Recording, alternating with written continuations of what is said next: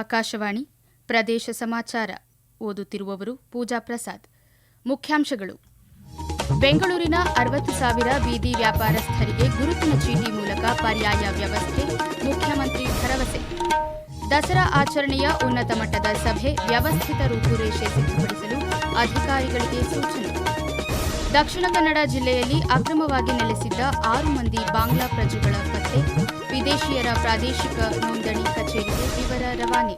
ಹಾಗೂ ಲೋಕಭವನದಲ್ಲಿ ಭಾರತ್ ಸ್ಕೌಟ್ಸ್ ಮತ್ತು ಗೈಡ್ಸ್ನ ವತಿಯಿಂದ ವಿದ್ಯಾರ್ಥಿಗಳಿಗೆ ರಾಜ್ಯ ಪುರಸ್ಕಾರ ಪ್ರದಾನ.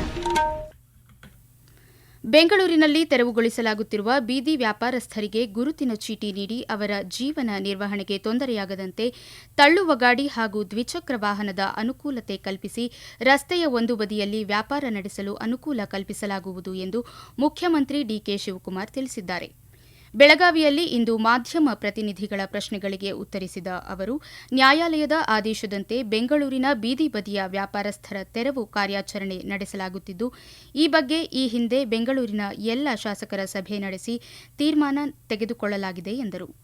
ನ್ಯಾಯಾಲಯದ ಆದೇಶ ಪಾಲನೆಯ ಜೊತೆಗೆ ವ್ಯಾಪಾರಸ್ಥರ ಉಪಜೀವನಕ್ಕೆ ಅನುಕೂಲ ಮಾಡಿಕೊಡುವ ಉದ್ದೇಶದಿಂದ ಬೀದಿ ಬದಿಯ ವ್ಯಾಪಾರಸ್ಥರ ಸಮೀಕ್ಷೆ ಮಾಡಿ ಒಟ್ಟು 60,000 ವ್ಯಾಪಾರಸ್ಥರನ್ನು ಗುರುತಿಸಲಾಗಿದೆ. ಈ ಪೈಕಿ 30,000 ವ್ಯಾಪಾರಸ್ಥರು ಗುರುತಿನ ಚೀಟಿಗೆ ಅರ್ಜಿ ಸಲ್ಲಿಸಿದ್ದಾರೆ. ಅರ್ಜಿ ಸಲ್ಲಿಸಿದ ವ್ಯಾಪಾರಸ್ಥರಿಗೆ ದ್ವಿಚಕ್ರ ವಾಹನ, ತಳ್ಳುವ ಗಾಡಿಗಳನ್ನು ನೀಡಿ ವ್ಯಾಪಾರಕ್ಕೆ ಅನುಕೂಲ ಮಾಡಿಕೊಡಲಾಗುವುದು. ಸಂಜೆ ವ್ಯಾಪಾರ ಮುಗಿದ ನಂತರ ಜಾಗ ಖಾಲಿ ಮಾಡಬೇಕಾಗುತ್ತದೆ. ಮುಖ್ಯ ರಸ್ತೆ ಬದಿಯಲ್ಲಿ ಟೆಂಟ್ ಹಾಕಿ ವ್ಯಾಪಾರ ಮಾಡಲು ಅವಕಾಶ ನೀಡಲಾಗುವುದಿಲ್ಲ ಎಂದು ಮುಖ್ಯಮಂತ್ರಿ ಸ್ಪಷ್ಟಪಡಿಸಿದ್ದಾರೆ. ನಾಡಹಬ್ಬ ದಸರಾ 2026 ಆಚರಣೆಗೆ ಸಂಬಂಧಿಸಿದಂತೆ ಮುಖ್ಯಮಂತ್ರಿ ಡಿಕೆ ಶಿವಕುಮಾರ್ ನೇತೃತ್ವದಲ್ಲಿ ಇಂದು ವಿಧಾನಸೌಧದಲ್ಲಿ ಉನ್ನತ ಮಟ್ಟದ ಪೂರ್ವಭಾವಿ ಸಭೆ ನಡೆಯಿತು. ದಸರಾ ಮಹೋತ್ಸವವನ್ನು ಯಶಸ್ವಿಯಾಗಿ ಮತ್ತು ವ್ಯವಸ್ಥಿತವಾಗಿ ಆಚರಿಸುವ ಬಗ್ಗೆ ರೂಪುರೇಷೆಗಳನ್ನು ಸಿದ್ಧಪಡಿಸಲು ಸಭೆಯಲ್ಲಿ ಮುಖ್ಯಮಂತ್ರಿಗಳು ಅಧಿಕಾರಿಗಳಿಗೆ ಸೂಚನೆ ನೀಡಿದರು. ರಾಜ್ಯದ ಐತಿಹಾಸಿಕ ಹಾಗೂ ಸಾಂಸ್ಕೃತಿಕ ಪರಂಪರೆಯನ್ನು ಜಗತ್ತಿಗೆ ಪರಿಚಯಿಸುವ ಮಹೋತ್ಸವ ಇದಾಗಿದ್ದು, ಸಂಪ್ರದಾಯಗಳಿಗೆ ಅನುಗುಣವಾಗಿ ಅಂತಾರಾಷ್ಟೀಯ ಗುಣಮಟ್ಟದಲ್ಲಿ ಕಾರ್ಯಕ್ರಮ ರೂಪಿಸಬೇಕು ಹಾಗೂ ಶಕ್ತಿ ಯೋಜನೆ ಜಾರಿ ಬಳಿಕ ಪ್ರವಾಸಿಗರ ಸಂಖ್ಯೆಯಲ್ಲಿ ಗಣನೀಯ ಏರಿಕೆಯಾಗಿದ್ದು, ಈ ಹಿನ್ನೆಲೆಯಲ್ಲಿ ಅಗತ್ಯ ಮೂಲಸೌಕರ್ಯ ಬಲಪಡಿಸಬೇಕು ಎಂದು ಮುಖ್ಯಮಂತ್ರಿ ನಿರ್ದೇಶನ ನೀಡಿದರು. ವಿಜಯಪುರ ಜಿಲ್ಲಾದ್ಯಂತ ಮತದಾರರ ಪಟ್ಟಿ ತೀವ್ರ ವಿಶೇಷ ಪರಿಷ್ಕರಣೆ ತ್ವರಿತಗೊಳಿಸಲು ನಾಳೆ ಮತ್ತು ನಾಡಿದ್ದು ವಿಶೇಷ ಅಭಿಯಾನ ಹಮ್ಮಿಕೊಳ್ಳಲಾಗಿದೆ ಎಂದು ವಿಜಯಪುರ ಜಿಲ್ಲಾ ಚುನಾವಣಾಧಿಕಾರಿ ಜಿಲ್ಲಾಧಿಕಾರಿ ಡಾ ಆನಂದ ಕೆ ತಿಳಿಸಿದ್ದಾರೆ. ಈ ವಿಶೇಷ ಅಭಿಯಾನದ ದಿನಗಳಂದು ಜಿಲ್ಲೆಯ ಎಲ್ಲಾ ಮತಗಟ್ಟೆ ಅಧಿಕಾರಿಗಳು ಬೆಳಗ್ಗೆ 8:30 ರಿಂದಲೇ ಕಡ್ಡಾಯವಾಗಿ ಮನೆ ಮನೆಗೆ ಭೇಟಿ ನೀಡಿ ಎನ್ಯುಮರೇಷನ್ ಗಣತಿ ನಮೂನೆಗಳನ್ನು ವಿತರಿಸಲಿದ್ದಾರೆ. ಸಾರ್ವಜನಿಕರು ಇದರ ಸದುಪಯೋಗ ಪಡೆದುಕೊಳ್ಳಬೇಕೆಂದು ಜಿಲ್ಲಾಧಿಕಾರಿ ಮನವಿ ಮಾಡಿದ್ದಾರೆ. ಚಿತ್ರದುರ್ಗ ನಗರದ ಮಹಿಳಾ ಮತ್ತು ಮಕ್ಕಳ ಅಭಿವೃದ್ಧಿ ಇಲಾಖೆ ಕಚೇರಿ ಆವರಣದಲ್ಲಿ ಇಂದು ಮತದಾರರ ಪಟ್ಟಿ ತೀವ್ರ ವಿಶೇಷ ಪರಿಷ್ಕರಣೆ ಕುರಿತು ರಂಗೋಲಿ ಸ್ಪರ್ಧೆಯ ಮೂಲಕ ವಿನೂತನ ಜಾಗೃತಿ ಮೂಡಿಸಲಾಯಿತು.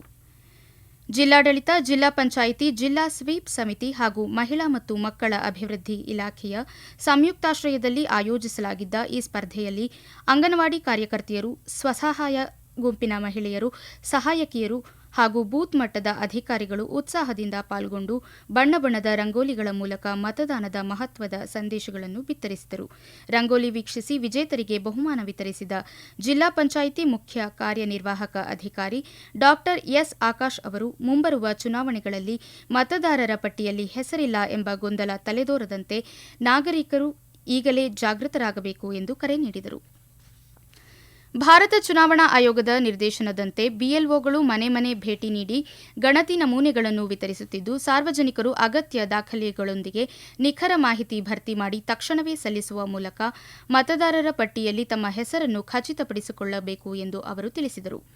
ಗದಗ ಜಿಲ್ಲೆಯಲ್ಲಿ ನಿನ್ನೆಯವರೆಗೆ 80,698 ಎನ್ಯುಮರೇಷನ್ ಫಾರ್ಮ್ಗಳನ್ನು ವಿತರಿಸಲಾಗಿದೆ. 96,711 ಎನ್ಯುಮರೇಷನ್ ಫಾರ್ಮ ಡಿಜಿಟಲೀಕರಣಗೊಂಡಿವೆ ಎಂದು ಗದಗ ಜಿಲ್ಲಾಧಿಕಾರಿ ಸಿಎನ್ ಶ್ರೀಧರ ಮಾಹಿತಿ ನೀಡಿದ್ದಾರೆ. ವಿಜಯನಗರ ಜಿಲ್ಲೆಯಲ್ಲಿ ಮತದಾರರ ಪಟ್ಟಿ ವಿಶೇಷ ಪರಿಷ್ಕರಣೆ ಪ್ರಕ್ರಿಯೆ ಚುರುಕಿನಿಂದ ಸಾಗುತ್ತಿದ್ದು, ಇನ್ನು 9,300 ಫಾರ್ಮ್ಗಳು ಮಾತ್ರ ವಿತರಣೆಗೆ ಬಾಕಿ ಉಳಿದಿವೆ. ಬಿಎಲ್ಒಗಳಿಂದ ಮನೆ ಮನೆಗೆ ಭೇಟಿ ನೀಡಿ ಮಾಹಿತಿ ಸಂಗ್ರಹಿಸುವ ಹಾಗೂ ಡಿಜಿಟಲೀಕರಣ ಪ್ರಕ್ರಿಯೆ ನಡೆಯಲಿದೆ ಎಂದು ಜಿಲ್ಲಾಧಿಕಾರಿಗಳಾದ ಕವಿತಾ ಎಸ್ ಮನ್ನಿಕೇರಿ ತಿಳಿಸಿದ್ದಾರೆ. ಪ್ರದೇಶ ಸಮಾಚಾರ ಕೇಳುತ್ತಿದ್ದೀರಿ. ನಮ್ಮ ಎಲ್ಲಾ ರಾಷ್ಟ್ರೀಯ ವಾರ್ತೆಗಳು ಹಾಗೂ ಪ್ರದೇಶ ಸಮಾಚಾರ ಈಗ ಆಕಾಶವಾಣಿ ನ್ಯೂಸ್ ಕನ್ನಡ ಯೂಟ್ಯೂಬ್ ಚಾನೆಲ್ನಲ್ಲಿ ಲಭ್ಯ. ನಮ್ಮ ಎಕ್ಸ್ ಖಾತೆ ಮತ್ತು ಇನ್ಸ್ಟಾಗ್ರಾಂ ಖಾತೆ ಆಕಾಶವಾಣಿ ನ್ಯೂಸ್ ಕನ್ನಡ. ಹೆಚ್ಚಿನ ಮಾಹಿತಿಗಾಗಿ ನಮ್ಮ ಫೇಸ್ಬುಕ್ ಖಾತೆ AIR ಕನ್ನಡ ನ್ಯೂಸ್ ಅನುಸರಿಸಿ. ಮಾಹಿತಿಯ ಹೂರಣ ವಾರದ ಕಾರ್ಯಕ್ರಮ ಪ್ರಚಲಿತ ವಿದ್ಯಮಾನ ಪ್ರತಿ ಬುಧವಾರ 9:15. ದಕ್ಷಿಣ ಕನ್ನಡ ಜಿಲ್ಲೆಯ ಮಂಗಳೂರು ಸಮೀಪದ ಸೂರತ್ಕಲ್ ಪೊಲೀಸ್ ಠಾಣಾ ವ್ಯಾಪ್ತಿಯಲ್ಲಿ ಅಕ್ರಮವಾಗಿ ನೆಲೆಸಿದ್ದ 6 ಮಂದಿ ಬಾಂಗ್ಲಾ ಪ್ರಜೆಗಳನ್ನು ಪೊಲೀಸರು ಪತ್ತೆ ಹಚ್ಚಿದ್ದಾರೆ. ಇವರು ಕಟ್ಟಡ ನಿರ್ಮಾಣ ಕಾಮಗಾರಿ ಕೆಲಸದಲ್ಲಿ ತಮ್ಮನ್ನು ತೊಡಗಿಸಿಕೊಂಡಿದ್ದರು. ಪತ್ತೆಯಾದ 6 ಮಂದಿಯ ವಿವರಗಳನ್ನು ಮುಂದಿನ ಕ್ರಮಕ್ಕಾಗಿ ವಿದೇಶಿಯರ ಪ್ರಾದೇಶಿಕ ನೋಂದಣಿ ಕಚೇರಿಗೆ ಕಳುಹಿಸಲಾಗಿದೆ ಎಂದು ಮಂಗಳೂರು ನಗರ ಪೊಲೀಸ್ ಆಯುಕ್ತ ಸುಧೀರ್ ಕುಮಾರ್ ರೆಡ್ಡಿ ತಿಳಿಸಿದ್ದಾರೆ. ವಿದೇಶಿಯರ ಪ್ರಾದೇಶಿಕ ನೋಂದಣಿ ಕಚೇರಿ ಅಧಿಕಾರಿಗಳು ಪ್ರಕರಣವನ್ನು ಪರಿಶೀಲಿಸಿ ಸಂಬಂಧಪಟ್ಟವರನ್ನು ವಶಕ್ಕೆ ಪಡೆಯುವ ಕುರಿತು ಆದೇಶ ಹೊರಡಿಸಲಿದ್ದು, ನಂತರ ಅವರನ್ನು ಭಾರತದಿಂದ ಗಡೀಪಾರು ಮಾಡುವ ಸಂಬಂಧ ಕಾನೂನುಬದ್ಧ ಕ್ರಮ ಕೈಗೊಳ್ಳಲಿದ್ದಾರೆ ಎಂದು ಅವರು ತಿಳಿಸಿದ್ದಾರೆ. ಬೆಂಗಳೂರಿನ ಲೋಕಭವನದ ಗಾಜಿನ ಮನೆ ಆವರಣದಲ್ಲಿ ಈ ಸಂಜೆ ಏರ್ಪಡಿಸಲಾಗಿದ್ದ ಸಮಾರಂಭದಲ್ಲಿ ಭಾರತ್ ಸ್ಕೌಟ್ಸ್ ಮತ್ತು ಗೈಡ್ಸ್ನ ರಾಜ್ಯ ಪುರಸ್ಕಾರಗಳನ್ನು ಪ್ರದಾನ ಮಾಡಲಾಯಿತು. 2024ನೇ ಸಾಲಿಗಾಗಿ 10,106 ವಿದ್ಯಾರ್ಥಿಗಳಿಗೆ ಚತುರ್ಥ ಚರಣ್ ಕಪ್ಸ್, ಹೀರಕ್ ಪಂಖ್, ಬುಲ್ಬುಲ್ಸ್ ರಾಜ್ಯ ಪುರಸ್ಕಾರಗಳನ್ನು ನೀಡಲಾಯಿತು. ಈ ಸಂದರ್ಭದಲ್ಲಿ ಮಾತನಾಡಿದ ಆರೋಗ್ಯ ಮತ್ತು ಕುಟುಂಬ ಕಲ್ಯಾಣ ಸಚಿವ UT ಖಾದರ್, ಭಾರತದ ಭವಿಷ್ಯ ನಿರ್ಮಿಸುವಲ್ಲಿ ವಿದ್ಯಾರ್ಥಿಗಳ ಪಾತ್ರ ದೊಡ್ಡದು. ವಿದ್ಯಾರ್ಥಿಗಳು ಶಕ್ತಿಯುತರಾದಾಗ ಮಾತ್ರ ದೇಶ ಬಲಿಷ್ಠವಾಗುತ್ತದೆ. ಸ್ಕೌಟ್ಸ್ ಅಂಡ್ ಗೈಡ್ಸ್ ವಿದ್ಯಾರ್ಥಿಗಳಿಗೆ ಜೀವನ ರೂಪಿಸಿಕೊಳ್ಳಲು ಸಹಕಾರಿಯಾಗಿದೆ ಎಂದು ಹೇಳಿದರು. ಭಾರತ್ ಸ್ಕೌಟ್ಸ್ ಮತ್ತು ಗೈಡ್ಸ್ನ ರಾಜ್ಯ ಮುಖ್ಯ ಆಯುಕ್ತ ಡಾ PGR ಸಿಂಧ್ಯಾ ಮಾತನಾಡಿ, ಪ್ರತಿ ವರ್ಷ ವಾರ್ಷಿಕ ಪುರಸ್ಕಾರ ಪ್ರದಾನ ಸಮಾರಂಭವನ್ನು ಲೋಕಭವನದಲ್ಲಿ ನಡೆಸುತ್ತಿರುವುದು ಹೆಮ್ಮೆಯ ಸಂಗತಿಯಾಗಿದೆ ಎಂದರು. ಸಮಾರಂಭದಲ್ಲಿ ಭಾರತ್ ಸ್ಕೌಟ್ಸ್ ಮತ್ತು ಗೈಡ್ಸ್ನ ರಾಜ್ಯ ಉಪಾಧ್ಯಕ್ಷ ಕೊಂಡಜ್ಜಿ ಷಣ್ಮುಖಪ್ಪ ಸೇರಿದಂತೆ ಹಲವು ಗಣ್ಯರು ಉಪಸ್ಥಿತರಿದ್ದರು. ರಾಜ್ಯದ ಜಿಲ್ಲಾ ಪೊಲೀಸ್ ಘಟಕಗಳ ಬಲವರ್ಧನೆಗಾಗಿ 107 ಅತ್ಯಾಧುನಿಕ ವಾಹನಗಳ ಸೇವೆಯನ್ನು ಮುಖ್ಯಮಂತ್ರಿ DK ಶಿವಕುಮಾರ್ ನಾಳೆ ಬೆಂಗಳೂರಿನಲ್ಲಿ ಲೋಕಾರ್ಪಣೆ ಮಾಡಲಿದ್ದಾರೆ.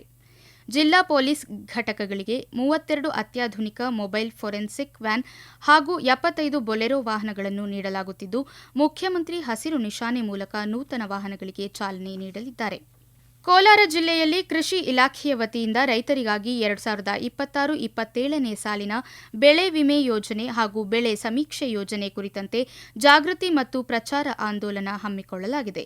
ಜಿಲ್ಲಾಧಿಕಾರಿ ಡಾ MR ರವಿ ಹಾಗೂ ಜಿಲ್ಲಾ ಪಂಚಾಯತ್ನ ಮುಖ್ಯ ಕಾರ್ಯನಿರ್ವಾಹಕ ಅಧಿಕಾರಿ ಡಾ ಪ್ರವೀಣ್ P ಬಾಗೇವಾಡಿ ಈ ಆಂದೋಲನಕ್ಕೆ ಚಾಲನೆ ನೀಡಿದರು. ಬಳಿಕ ಮಾತನಾಡಿದ ಜಿಲ್ಲಾಧಿಕಾರಿ ಡಾ MR ರವಿ, ರೈತರಲ್ಲಿ ಬೆಳೆ ವಿಮೆ ಮಾಡಿಸುವ ಮಹತ್ವ, ವಿಮಾ ಕಂತು ಪಾವತಿಸುವ ಕಡೆಯ ದಿನಾಂಕ ಹಾಗೂ ಬೆಳೆ ಸಮೀಕ್ಷೆಯ ನಿಖರತೆಯ ಅಗತ್ಯತೆಯ ಬಗ್ಗೆ ಪ್ರತಿ ಹಳ್ಳಿಯಲ್ಲೂ ಅರಿವು ಮೂಡಿಸಲು ಈ ಆಂದೋಲನವನ್ನು ರೂಪಿಸಲಾಗಿದೆ. ಪ್ರಚಾರ ಆಂದೋಲನ ತಂಡ ಮುಂಬರುವ ದಿನಗಳಲ್ಲಿ ಜಿಲ್ಲೆಯಾದ್ಯಂತ ಸಂಚರಿಸಿ ರೈತರಿಗೆ ಸಕಾಲದಲ್ಲಿ ಬೆಳೆ ವಿಮೆ ನೋಂದಣಿ ಮಾಡಲು ಮತ್ತು ಸರ್ಕಾರದ ಕೃಷಿ ಯೋಜನೆಗಳ ಸೌಲಭ್ಯವನ್ನು ಯಾವುದೇ ಅಡೆತಡೆಯಿಲ್ಲದೆ ಪಡೆದುಕೊಳ್ಳಲು ಅಗತ್ಯ ಮಾಹಿತಿಯನ್ನು ಒದಗಿಸಲಿದೆ ಎಂದು ತಿಳಿಸಿದರು. ಕೇಂದ್ರದ ವಿಬಿಜಿ ರಾಮ್ಜಿ ಯೋಜನೆಯ ಪರಿಣಾಮಕಾರಿ ಅನುಷ್ಠಾನಕ್ಕಾಗಿ ಬೇಕಾದ ಸಕಲ ಸಿದ್ಧತೆಗಳನ್ನು ಮಾಡಿಕೊಳ್ಳಲಾಗಿದೆ ಎಂದು ಬೆಂಗಳೂರು ಗ್ರಾಮಾಂತರ ಜಿಲ್ಲಾ ಪಂಚಾಯತ್ ಮುಖ್ಯ ಕಾರ್ಯನಿರ್ವಾಹಕ ಅಧಿಕಾರಿ ಡಾ ವಾಸಂತಿ ಅಮರ್ ತಿಳಿಸಿದ್ದಾರೆ. ಮಾರ್ಗಸೂಚಿಯಂತೆ ದಿನಗೂಲಿಯನ್ನು 370 ರೂಪಾಯಿಯಿಂದ 382 ರೂಪಾಯಿಗೆ ಏರಿಕೆ ಮಾಡಿ ಕೇಂದ್ರ ಹಾಗೂ ರಾಜ್ಯ ಸರ್ಕಾರವು ಜಂಟಿಯಾಗಿ ಆದೇಶ ಹೊರಡಿಸಿದ್ದು, ಪುರುಷ ಮತ್ತು ಮಹಿಳೆಯರಿಗೆ ಸಮಾನ ಕೂಲಿ ಮುಂದುವರಿಯಲಿದೆ. ಹೊಸ ಕಾಯ್ದೆಯಡಿ ನಿಯಮಾನುಸಾರ ಎಲ್ಲ ಗ್ರಾಮ ಪಂಚಾಯಿತಿ ವ್ಯಾಪ್ತಿಯಲ್ಲಿ ಯೋಜನೆ ಜಾರಿಗೆ ತರಲು ಸೂಚನೆ ನೀಡಲಾಗಿದೆ ಎಂದು ಅವರು ಹೇಳಿದ್ದಾರೆ. ಈಗ ಸಂಕ್ಷಿಪ್ತ ಸುದ್ದಿ. ಕೇಂದ್ರ ಸಂಸ್ಕೃತಿ ಸಚಿವಾಲಯದ ಸಾಹಿತ್ಯ ಅಕಾಡೆಮಿ ಮತ್ತು ಬೆಂಗಳೂರು ಆಕಾಶವಾಣಿ ಸಹಯೋಗದಲ್ಲಿ ಇದೇ ಸೋಮವಾರ ಆಕಾಶವಾಣಿ ಕೇಂದ್ರದಲ್ಲಿ ಸಾಹಿತ್ಯ ವೇದಿಕೆ ಕಾರ್ಯಕ್ರಮ ಹಮ್ಮಿಕೊಳ್ಳಲಾಗಿದೆ. ಕವಿ, ವಿಮರ್ಶಕ ಮತ್ತು ನಾಟಕಕಾರ SG ಸಿದ್ದರಾಮಯ್ಯ ಮುಖ್ಯ ಅತಿಥಿಗಳಾಗಿ ಪಾಲ್ಗೊಳ್ಳಲಿದ್ದಾರೆ. ಕೊನೆಯಲ್ಲಿ ಮತ್ತೊಮ್ಮೆ ಮುಖ್ಯಾಂಶಗಳು. ಬೆಂಗಳೂರಿನ 60,000 ಬೀದಿ ವ್ಯಾಪಾರಸ್ಥರಿಗೆ ಗುರುತಿನ ಚೀಟಿ ಮೂಲಕ ಪರ್ಯಾಯ ವ್ಯವಸ್ಥೆ, ಮುಖ್ಯಮಂತ್ರಿ ಭರವಸೆ. ದಸರಾ ಆಚರಣೆಯ ಉನ್ನತ ಮಟ್ಟದ ಸಭೆ, ವ್ಯವಸ್ಥಿತ ರೂಪುರೇಷೆ ಸಿದ್ಧಪಡಿಸಲು ಅಧಿಕಾರಿಗಳಿಗೆ ಸೂಚನೆ. ದಕ್ಷಿಣ ಕನ್ನಡ ಜಿಲ್ಲೆಯಲ್ಲಿ ಅಕ್ರಮವಾಗಿ ನೆಲೆಸಿದ್ದ 6 ಮಂದಿ ಬಾಂಗ್ಲಾ ಪ್ರಜೆಗಳ ಪತ್ತೆ, ವಿದೇಶಿಯರ ಪ್ರಾದೇಶಿಕ ನೋಂದಣಿ ಕಚೇರಿಗೆ ವಿವರ ರವಾನೆ. ಹಾಗೂ ಲೋಕಭವನದಲ್ಲಿ ಭಾರತ್ ಸ್ಕೌಟ್ಸ್ ಮತ್ತು ಗೈಡ್ಸ್ನ ವತಿಯಿಂದ ವಿದ್ಯಾರ್ಥಿಗಳಿಗೆ ರಾಜ್ಯ ಪುರಸ್ಕಾರ ಪ್ರದಾನ. ಇಲ್ಲಿಗೆ ಪ್ರದೇಶ ಸಮಾಚಾರ ಮುಕ್ತಾಯವಾಯಿತು. ನಮ್ಮ ಮುಂದಿನ ವಾರ್ತಾ ಪ್ರಸಾರ ರಾತ್ರಿ 7:35 ನಿಮಿಷಕ್ಕೆ.